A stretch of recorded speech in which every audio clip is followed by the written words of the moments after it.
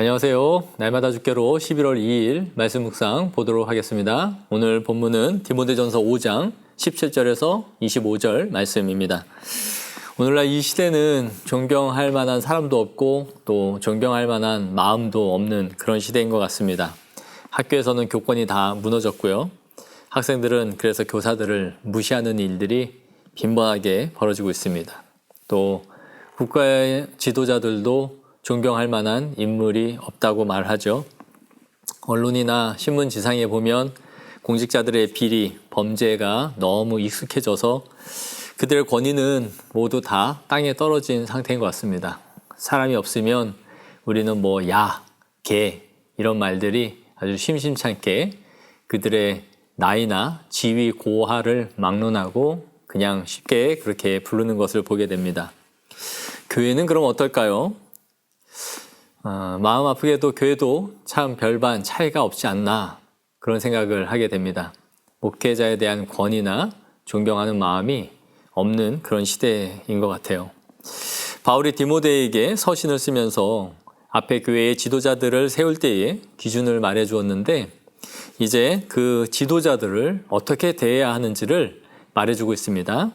오늘 또 말씀을 보면서 우리에게 적용해 보는 시간을 갖도록 하겠습니다.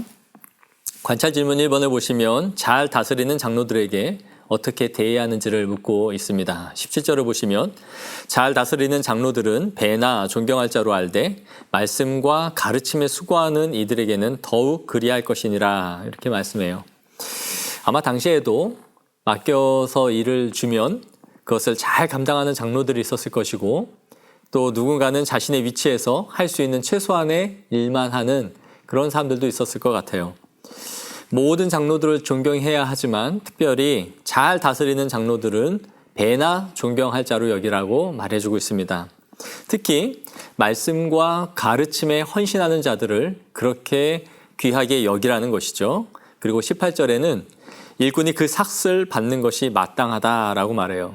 그들이 하나님의 일을 하고 있는 것, 헌신하고 있는 것은 맞지만 그들에게 사명이라는 열정만 가지고 일을 할 것이 아니라 마땅히 합당하게 대우해야 한다라는 것을 말씀해 주고 있습니다.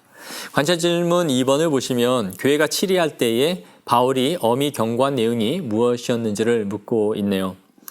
장로에 대한 고발은 두세 증인이 없으면 받지 말 것이요 범죄한 자들을 모든 사람 앞에서 꾸짖어 나머지 사람들로 두려워하게 하라 라고 말씀합니다. 지도자에게 문제가 있을 때에는 두세 사람의 증인이 있을 때에만이 그것을 재판에 올려라 라는 말이죠. 이것은 사실 지도자에게만 해당되는 것이 아니라 율법에 의하면 모든 재판의 기준은 두세 사람의 증인이 있을 때에만 가능하다라고 말씀하고 있습니다. 왜냐하면 한두 사람이 입을 맞춰서 어떤 일을 진행시키고 또 누군가를 모함할 수 있기 때문에 분명한 사실관계를 가지고 그 일을 하라라는 것이죠.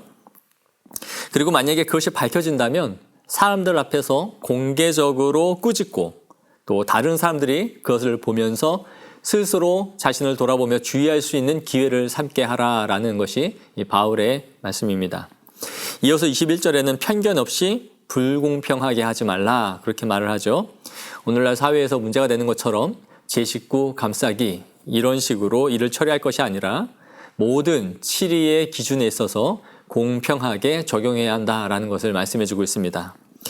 관찰 질문 3번 보겠습니다. 사람의 선행과 죄는 어떻게 되는지 묻고 있습니다. 24절에서 25절을 보면 그들이 죄를 범하든지 혹은 선을 행하든지 모든 것이 밝히 드러나게 되고 숨기지 못하게 된다라는 것을 말씀해 주고 있습니다.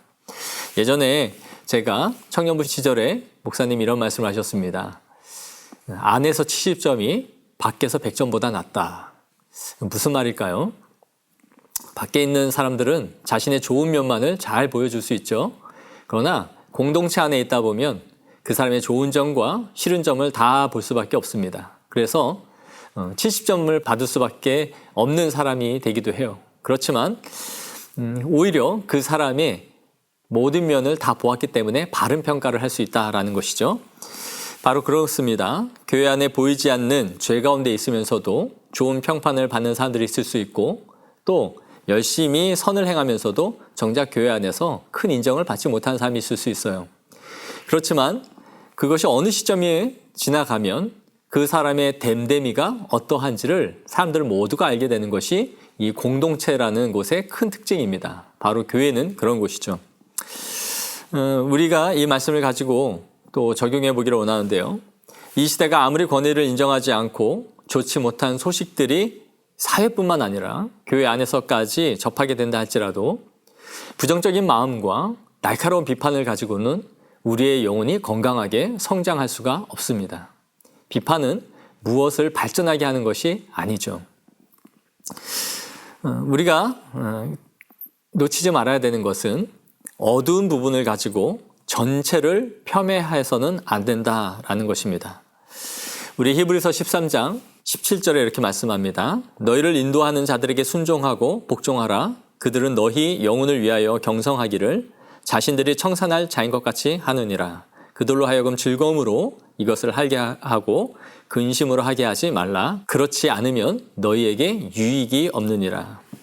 영혼을 참되게 돌보는 분들을 존경하라라는 것이 하나님의 뜻이다라는 것을 말씀해주고 있는 것이죠. 그리고 또한 지도자들은 이것을 자신의 특권으로 삼는 것이 아니라 오늘 본문 21절에서 말씀하고 있는 것처럼 편견 없이 불공평하지 않게 똑같은 기준으로 평가받아야 한다라는 것을 기억해야 합니다.